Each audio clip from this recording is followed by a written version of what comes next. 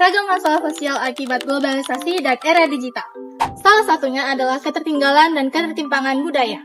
Masalah sosial lain yang timbul dari globalisasi dan era digital adalah kesiapan masyarakat menghadapi dan melakukan perubahan yang dilakukan oleh pembangunan. Ketidaksiapan masyarakat dalam melakukan perubahan sosial akibat globalisasi dan digitalisasi, yang dimana akan menimbulkan gegar budaya, kultur shock ataupun ketertinggalan budaya, kultur lag.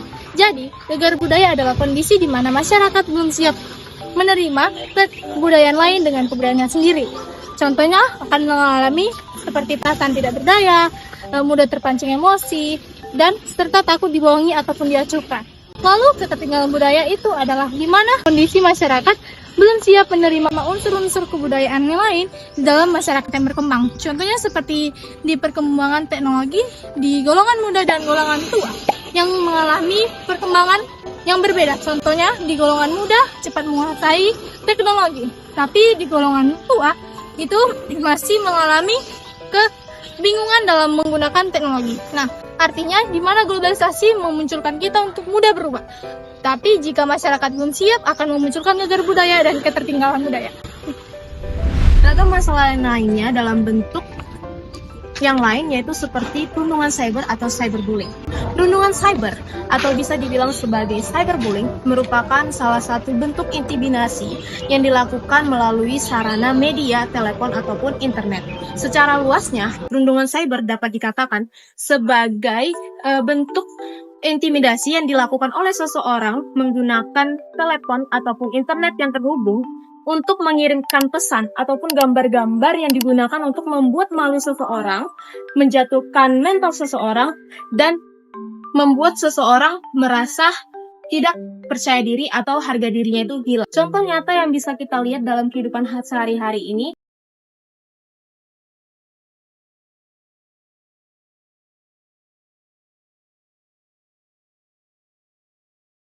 nah, teman-teman, dalam setiap perubahan yang terjadi, pasti ada dampak positif dan juga negatif yang perlu kita sadari. Sehingga kita perlu melakukan berbagai macam upaya agar mungkin tidak terjadi atau meminimalisasi bentuk-bentuk masalah akibat dampak negatifnya tadi.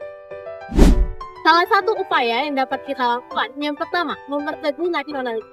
Globalisasi yang dipicu dalam perkembangannya yang cepat dalam ilmu pengetahuan dan teknologi membuat dunia menjadi bentuk yang lebih terbuka dan juga transparan. Sehingga generasi muda perlu untuk mengembangkan dan juga memperkuat jiwa-jiwa nasionalisme mereka. Nah, selanjutnya ada 3 cara untuk mengembangkan jiwa nasionalisme pada era milenial. Yang pertama itu membangun karakter. Nah, itu adalah usaha untuk kita membangun karakter positif dalam memperjuangkan nilai-nilai moral yang tinggi dan juga mempraktekannya ke dalam kehidupan sehari-hari. Nah, contohnya itu seperti sikap kejujuran dan juga bertanggung jawab.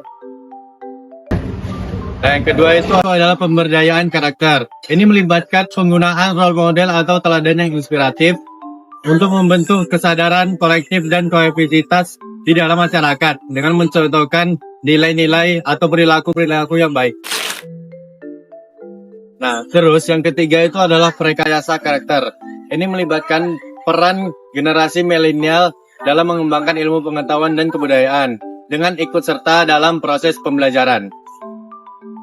Nah, selanjutnya ada upaya untuk memperkuat jiwa nasionalisme. Yang pertama, memberikan pendidikan tentang Pancasila. Yang kedua, menanamkan sikap cinta tanah air. Yang ketiga, bangga menggunakan produk dalam negeri. Yang keempat, yaitu mengadakan pameran budaya. Yang kelima, menanamkan nilai moral kepada generasi muda. Oke guys, kita masuk ke penumbuhan percakapan sosial. Dalam menghadapi tantangan globalisasi dan era digital, masyarakat juga perlu adaptif, kreatif, dan inovatif agar dapat menghadapi dinamika yang terus berubah. Masyarakat juga memiliki sikap terbuka terhadap perbedaan baik budaya, perbedaan pandangan, maupun teknologi. Oke, selanjutnya, dalam menjadi calon pemimpin yang di masa depan, berikut adalah beberapa cara yang dapat kita lakukan untuk memiliki kecakapan sosial. 1. Gemar membaca dan mengakses informasi untuk meningkatkan kemampuan literasi. 2. Mengikuti pelatihan atau kursus yang sesuai dengan bakat dan minat. 3. Membangun membangun juga kepemimpinan sebagai modal dalam menjadi calon pemimpin di masa depan. Ya.